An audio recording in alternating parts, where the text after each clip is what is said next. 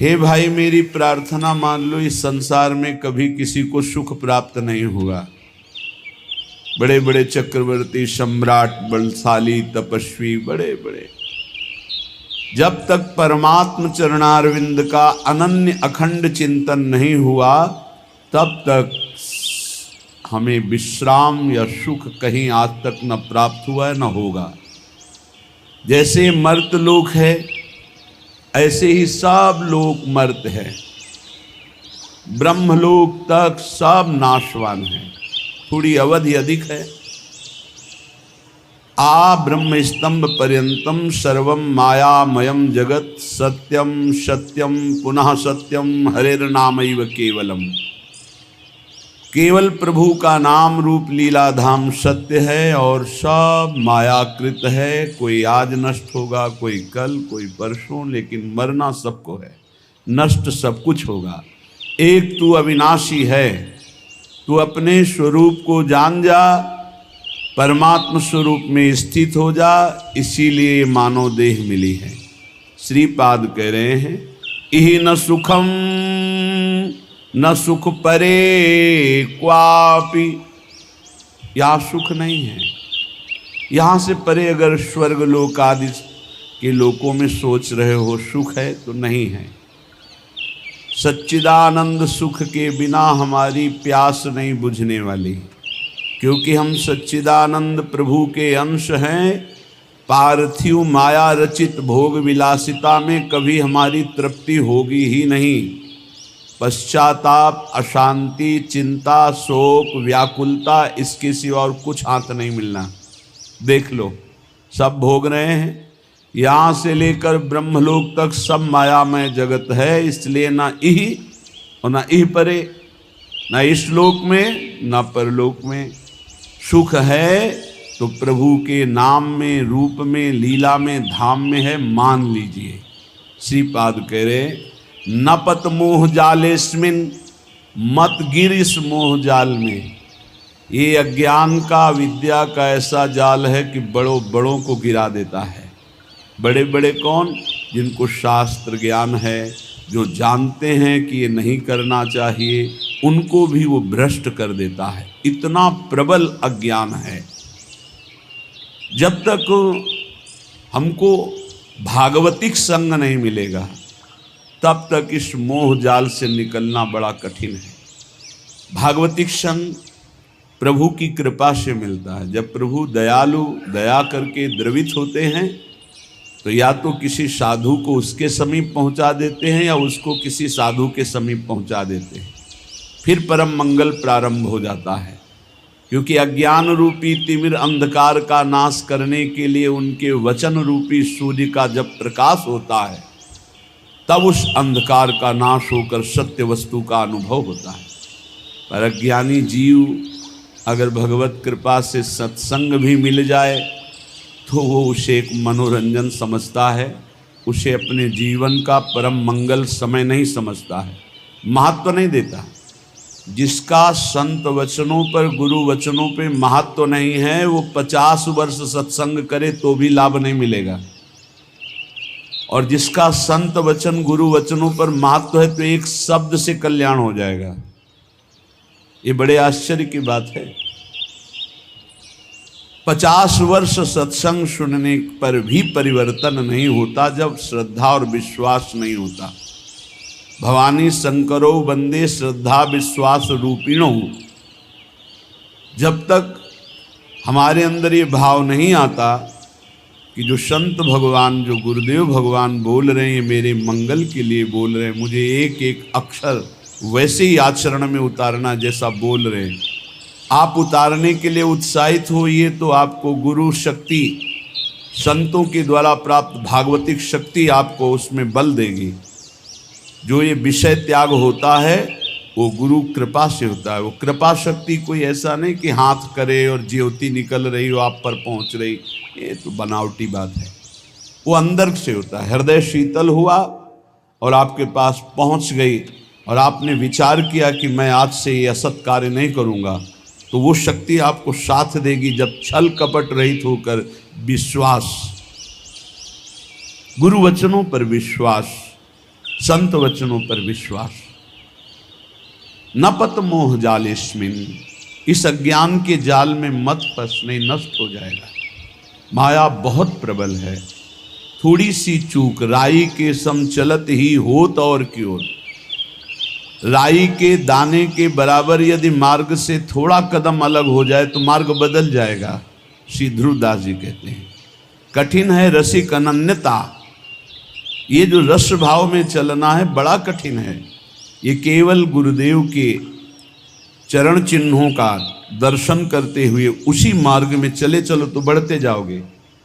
इधर उधर देखा तो इतना लुभावनापन है कि छोड़ दोगे वो मार्ग और उस लुभावनेपन की माया की वाटिका में मनोरंजन करने लगोगे। इसलिए श्रीपाद कह रहे हैं न पत मोह जालेस्मिन, इस अज्ञान के जाल में मत फंसो। अनुदिनम परमानंदो वृंदावनम ही समाश्रयाद्यैव, जहाँ नित्य परमानंद की वर्षा होती है, प्रिया प्रीतम प्रेम रस की वर्षा करते हैं, ऐसे वृंदावन का आश्रय लो, ऐसे वृंदावन का वास स्वीकार करो, रसिकों का संग करो, उनकी आज्ञा के अनुसार चलो, बस जीवन मंगलमय हो गया। पर कुमार्गगामी मन ये बात नहीं मानता, उसको मनमानी करने में अच्छा मिलता है। जो कुमार्गगामी मन होता है उसको मनमानी करने में सुख की अनुभूति होती है और आज्ञा पर चलने पर दुख की अनुभूति होती है। यही विपरीतता है। ये मार्ग विपरीत बुद्धि से नहीं चला जाता, अनुकूल बुद्धि। श्री कृष्ण अनुकूलेन प्रतिकूलस्य वर्जनम प्रतिकूलस्य विसर्जनम। रोको, वर्जन करो, रोको अपने मन को प्रतिकूल जाने से, त्याग दो उन बातों को जो आज्ञा के विपरीत है, तभी आप अध्यात्म की ऊंचाई पर चढ़ सकते हैं। पर नहीं, श्रीपाद कह रहे ना पत मोह जालेस्मिन, ये अज्ञान का जाल बिछाती माया, मत फंसो। ना पत मोह जालेस्मिन, क्यों मोह जाल में फंस रहे हो। अनुदिनम परमानंदो वृंदावनम ही समाश्रयाद्यैव, तुम वृंदावन वास करते हो तो परमानंद का अनुभव करने के लिए श्री जी के हैं। आप निश्चित समझिए जहां आप परमार्थ के विरुद्ध चलेंगे अंतराय इष्ट और गुरु से हो जाएगा। अंतराय पड़ने का मतलब है असाधन, अंतराय पड़ने का मतलब है अवज्ञा, अंतराय पड़ने का मतलब है मनमानी कपट। एक शब्द भी नहीं कपट होना चाहिए। परमार्थ के पथिक में छल कपट नहीं, मोह कपट छल छिद्र न भावा। जैसे सुंदर एक बाल्टी दूध हो लेकिन उसमें एक खटाई की फांक डाल दो, फाड़ देगा। ऐसे ही एक शब्द कपट का भी गुरु प्रीति में अंतर डाल देता है, भगवत प्रीति में अंतर डाल। भगवान कहते मोहि कपट छल छिद्र न भावा, निर्मल जन मन सो मोहि पावा। अपराधी को कभी अपना अपराध स्वीकार ही नहीं होता है, वो मन स्वीकार ही नहीं, अगर स्वीकार कर ले तो ठीक हो जाए। इसलिए बहुत सावधान। देखो यहाँ मनोरंजन नहीं है। स्त्री पुत्र देह गेह द्रविणादौ मैव विश्वसीर मूढ़म, क्षणमपि नैव विचारे चारे वृंदारण्य मुखम चरणौ। ए मूर्ख, ये शरीर, इस शरीर संबंधी स्त्री पुत्र मित्र देह घर संपत्ति, ये काल के एक प्रहार में सब मिट्टी में मिल जाएगी, सब छूट जाएगी, कोई तेरे साथ नहीं जाएगा। एक क्षण विचार कर, यदि तू नाम जप नहीं करता, भगवत आश्रित नहीं है, भगवत भजन नहीं करता और खूब सांसारिक कार्यों को करके उन्नति को प्राप्त हो रहा है, ठीक है, लेकिन जब मरेगा तब तेरे साथ क्या जाएगा?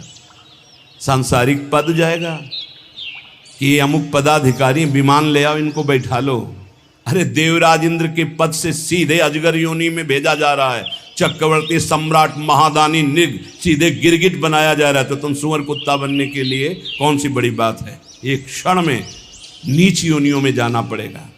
यदि नाम जप नहीं, चाहे जितना साधन भजन कर लें और ने, भगवान नाम जप नहीं, भगवत चरणारविंद का आश्रय नहीं, तो इस माया पर विजय प्राप्त नहीं कर सकते। ये लिख लो आप। नाम नाम भगवान नाम, जितना नाम उतना ही परमानंद का अनुभव। ए मूर्ख, स्त्री पुत्र देह गेह द्रविणादव मयु विश्वसी मूढ़, मत विश्वास कर कि ये तेरे हैं, छूट जाएगा। श्रुत बनितादि जानि स्वार्थ रत, ना करुणे हो सभी ते, अंत ही तो ही तजेंगे पामल, तू न तजे अब ही ते, मन पछितई है अवसर बीते, दुर्लभ देह पाए हरि पद भजू, करम वचन अरु जीते, मन पछितई है अवसर बीते।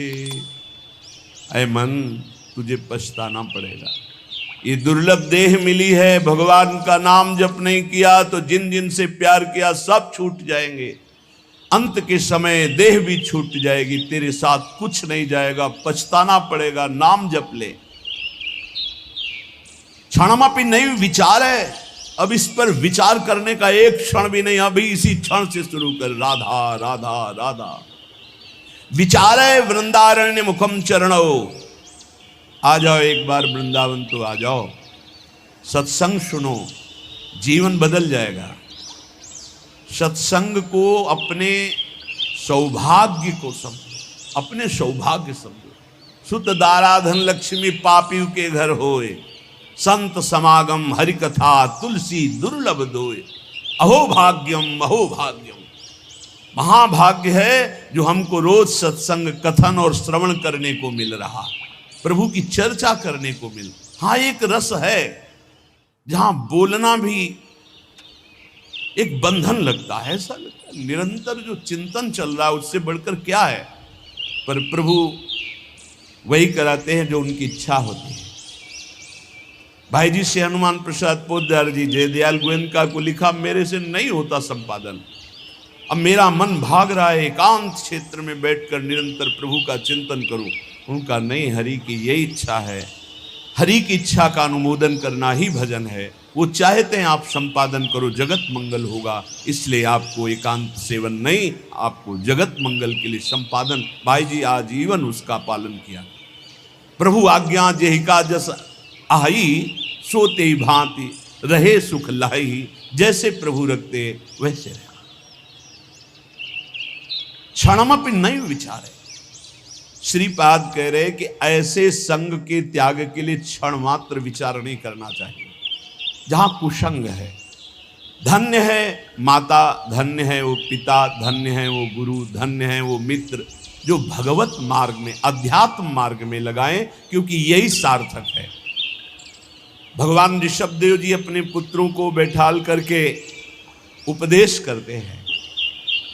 वही पिता पिता है, वही माता माता है, वही गुरु गुरु है, वही शिष्य शिष्य है, जो भगवत प्राप्ति करा दे, जो भगवत प्राप्ति कर ले इस जन्म में। इसलिए तात ऋषभ सो होए, मात मंदाल सा मानो, पुत्र कपिल सो मिले, मित्र प्रहलाद ही जानो। यदि पिता हो तो भगवान ऋषभदेव जी जैसा, जो अपने पुत्रों को भगवत प्राप्ति का उपदेश करके भगवत मार्ग में लगाया। यदि माता हो तो मंदालसा जैसी, अपने पति से कहा था कि मैं शपथ खाती हूं, मेरे गर्भ में जो जीव आएगा उसको मुक्त करके छोड़ूंगी। 4 पुत्र, 3 पुत्रों को ब्रह्म ज्ञान का उपदेश करके जीवन मुक्त किया। पति ने हाथ जोड़ा और कहा, एक पुत्र मुझे राजपद पर बैठने के लिए दे दो, अगर आपने उपदेश किया तो वो भी बैरागी बनकर भगवत प्राप्त हो जाएगा। और उनका मैंने शपथ खाया कि मेरे गर्भ में जो भी जीव आएगा उसे भगवान की प्राप्ति कराऊंगी। तो उनका मेरा भी तो अधिकार है, यदि आप माँ हो तो मैं पिता हूँ, एक पुत्र मुझे दे दो। तो उनका ठीक है, मैं इस पुत्र को उपदेश नहीं करती हूँ, पर मेरी भी शपथ की याद रखना, मैं उद्धार करके छोड़ूंगी, बोलूंगी नहीं। एक दिन बेटे को बुलाया और एक अंगूठी पहनाई और कहा, बेटा जब तुम्हारा मन खराब हो, ऐसा लगे कि संसार में कोई मेरा नहीं, तो इस अंगूठी में एक मैंने श्लोक लिख रखा है, उसको पढ़ लेना। ये श्लोक तुम्हारा परम कल्याण, हर समस्या का समाधान कर देगा। एक दिन राजकाज में जब वो राजा बन गए तो कई विपरीतताएं आती, तो सोचा ऐसी विपरीतताओं में शांति क्यों नहीं है। मैं इतना चक्रवर्ती राजा हूँ, सब कुछ है, लेकिन मेरा मन क्यों अशांत है। माँ ने कहा था अंगूठी खोल के देखो। ये भी अंगूठी खोला, उसमें तू परमात्मा का अंश, परमात्मा स्वरूप है। ये मोहिनी माया तेरे को प्रपंच में फंसा के नष्ट कर देगी। बेटा तो निरंतर अपने आत्म स्वरूप में स्थित हो जा। बस जीवन मुक्त महापुरुष।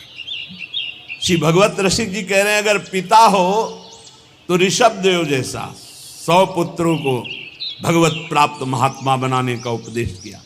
माता हो तो मंदालसा जैसी, जो अपने पुत्रों को जीवन मुक्त परमहंस बना दिया। और पुत्र कपिल सो मिले, अगर पुत्र हो तो भगवान कपिल देव जी जैसा, जिन्होंने कर्दम ऋषि और देहूति जी को उपदेश करके परम पद में आरूढ़ कर दिया। और मित्र प्रहलाद ही जानो, अगर मित्र हो तो प्रहलाद जैसा, जो अपने मित्रों को भगवान नाम का उपदेश करके, भगवत भक्ति का उपदेश करके परम पद में आरूढ़ किया। भ्राता विदुर, भाई मिले तो विदुर जी जैसा, धृतराष्ट्र को परम पद प्राप्त करवाया। जिस समय महाराज चक्रवर्ती सम्राट पद पे युधिष्ठिर जी विराजमान हुए, भगवान की तरह सेवा करते थे धृतराष्ट्र और गांधारी की। विदुर जी आए और कहा, तुम्हें शर्म नहीं लगती इनके दिए हुए टुकड़े खाने में। उन्होंने तो बहुत कड़वा शब्द बोला, महाभारत में लिखा है, श्वान की भांति दिए हुए टुकड़े को खा रहे हो भ्राताश्री, तुम हमसे बड़े हो, लेकिन हमारे कटु वचन तुम्हें उद्धार करेंगे। अब भी तुम्हें शर्म नहीं आ रही, जिनको मारने की कोशिश की बचपन से लेकर अभी तक, उन्हीं के टुकड़ों में तुम जी रहे हो। अब भी तुम्हें वैराग्य नहीं शरीर और संसार से।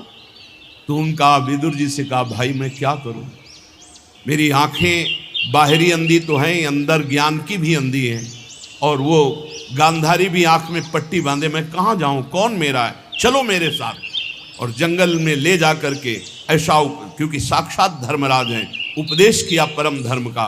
दोनों के शरीर ज्ञानाग्नि में भस्म हो गए और परम पद को प्राप्त हुए। बोले भाई मिले तो विदुर जी जैसा, भ्राता विदुर दयालु जोशिता द्रुपद दुलारी, पत्नी मिले तो द्रौपदी जैसी, जो भगवान की परम आसक्त चित्त, और पांचों पांडवों को हर समय जहां विपत्ति पड़ी भगवान में आसक्त कर दिया।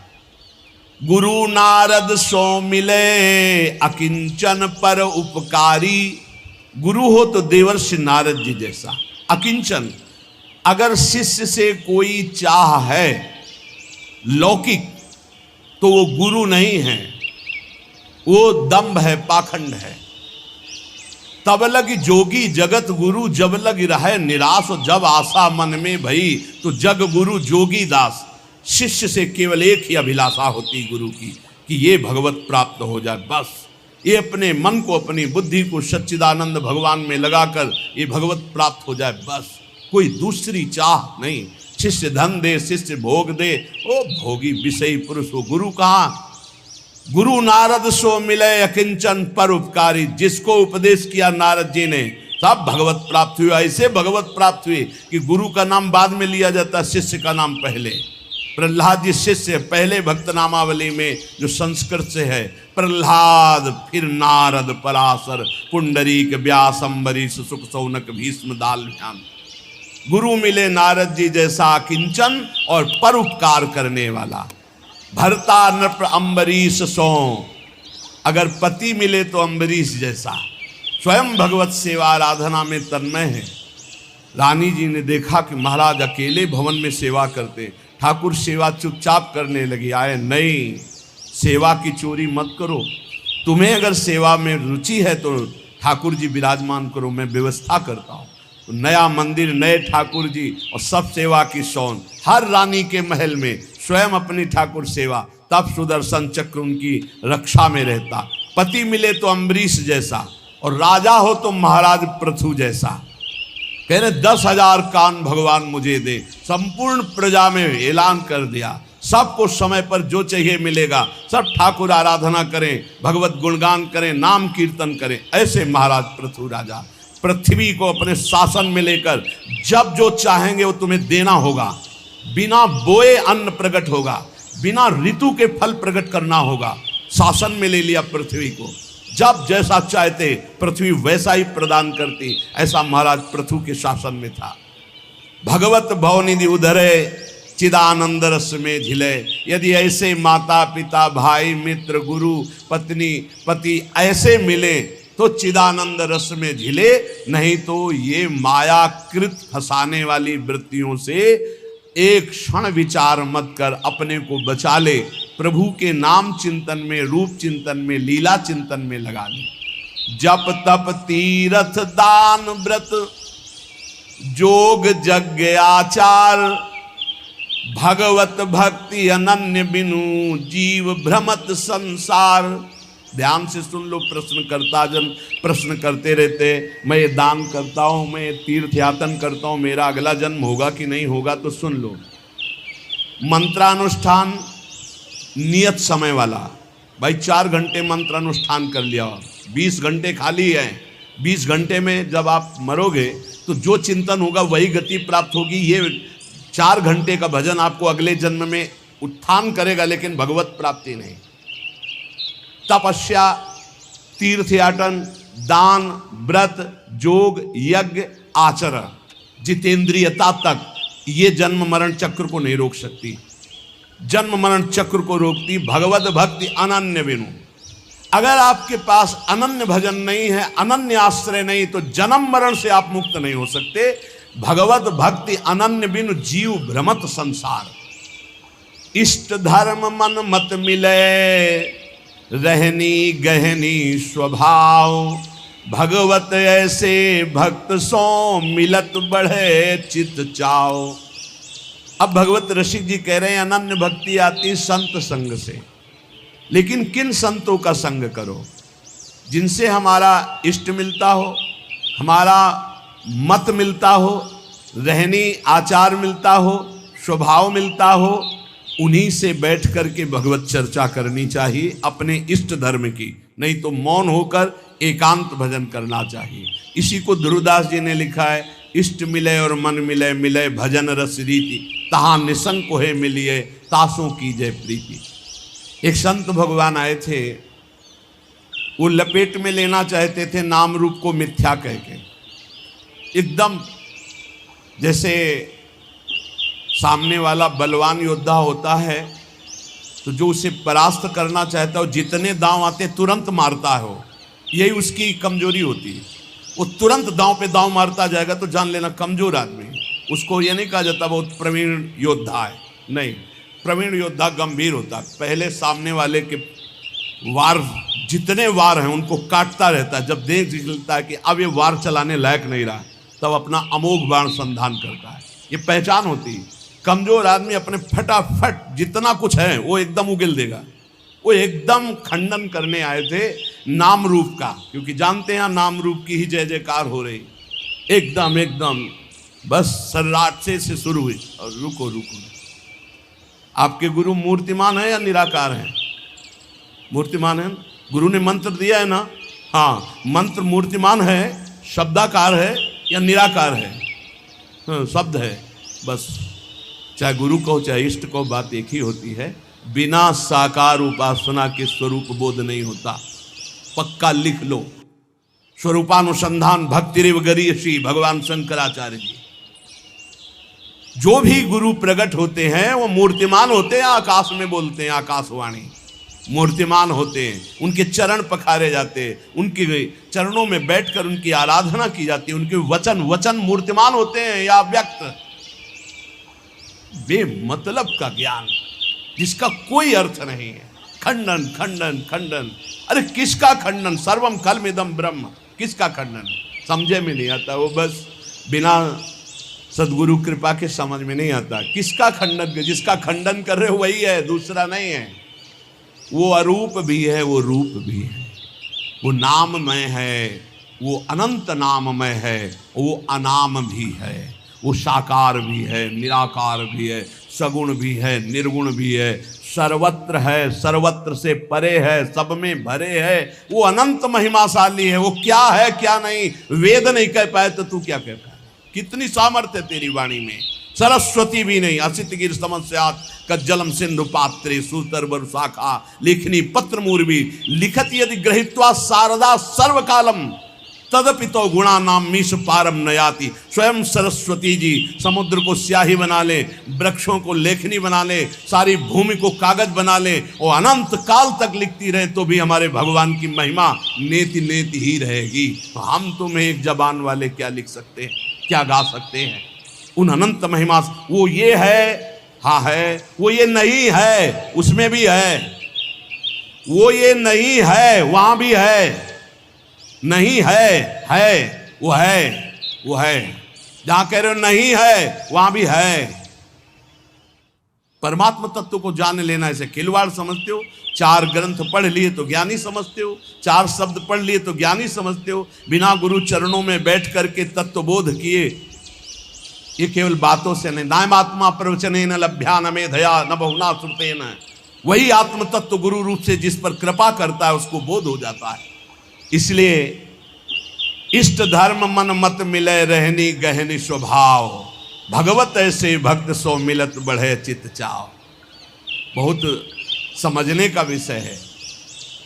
एक बार चर्चा में बताया था कि काशी से महात्मा आए थे, ऐसा ऐसा अभी 4-5 दिन के अंतर्गत वो आए, इतनी प्रसन्न मुद्रा और आके जैसे प्राण न्यौछावर कर दे। उन्होंने कहा पूरा जीवन जो निकल जा रहा था संभाल लिया।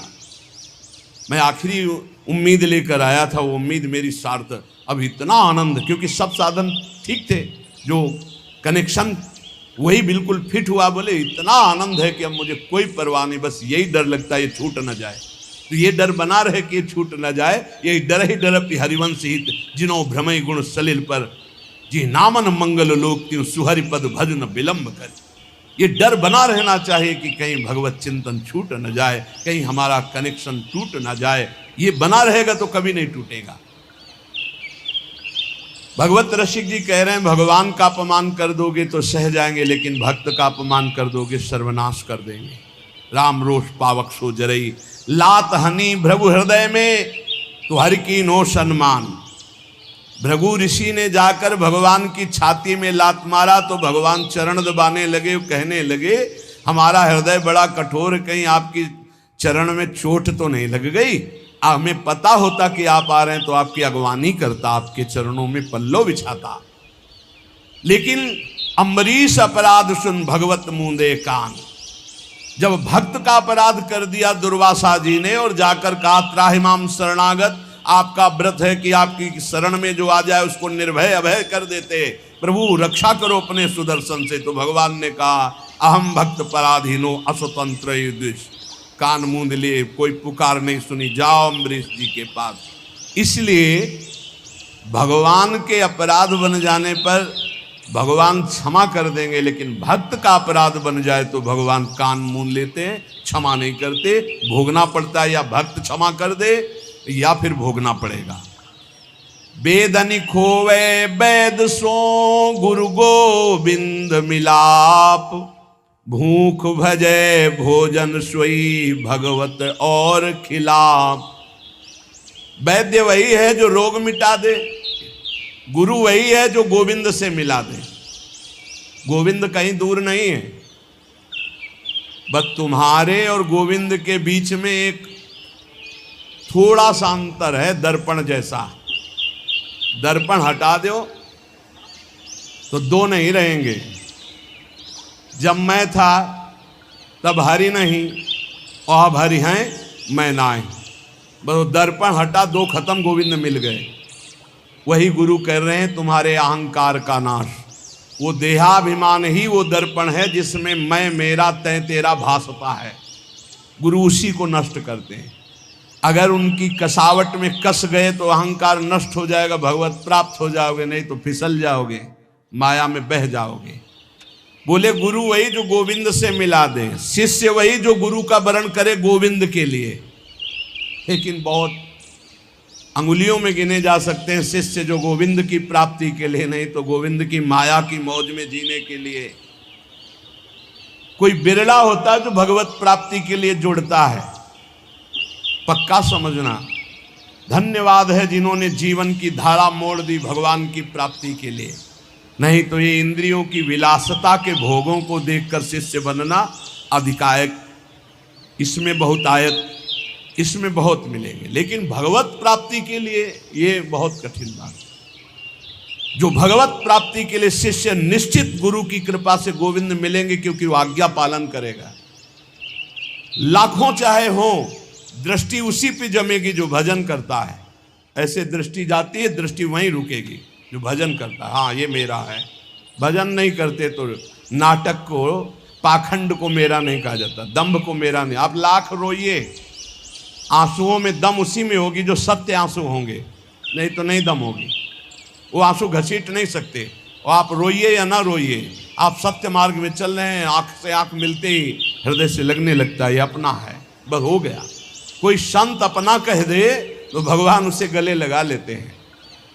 कागा कोयल हंस बग गुबरीला मदपान, भगवत बरन समान दो किया पृथक पहचान। कौआ और कोयल लगभग एक जैसे ही, कौआ का बच्चा और कोयल का बच्चा एक जैसा ही। कभी कभी कौआ कोयल के बच्चे का पोषण करता है अपना बच्चा मानकर।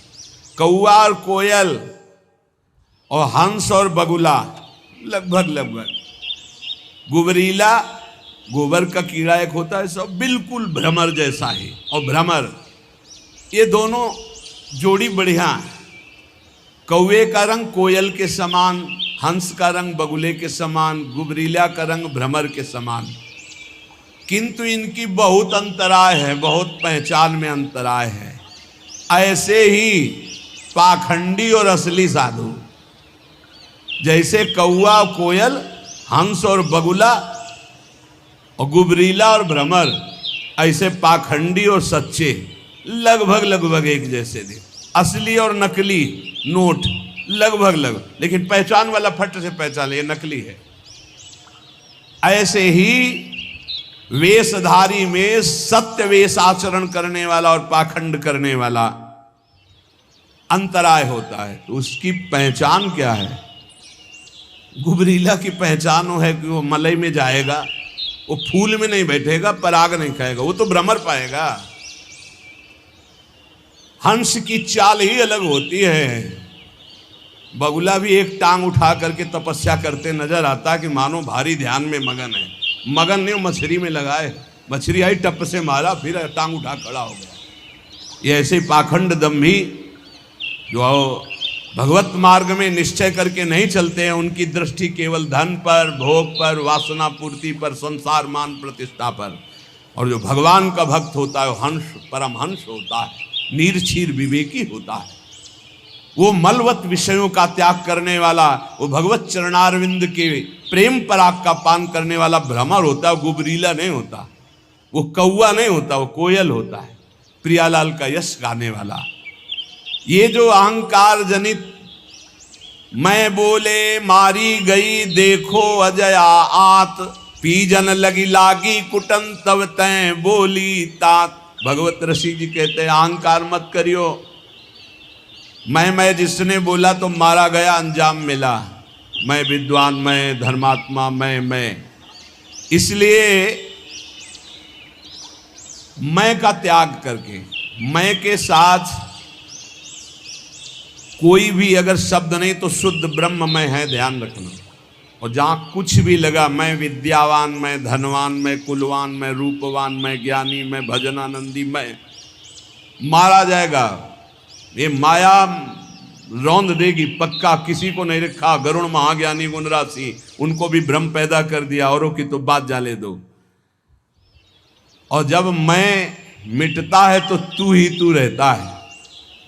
इसलिए धन का, यौवन का, सत्ता का, शक्ति का, बुद्धिमत्ता का अहंकार मत कर।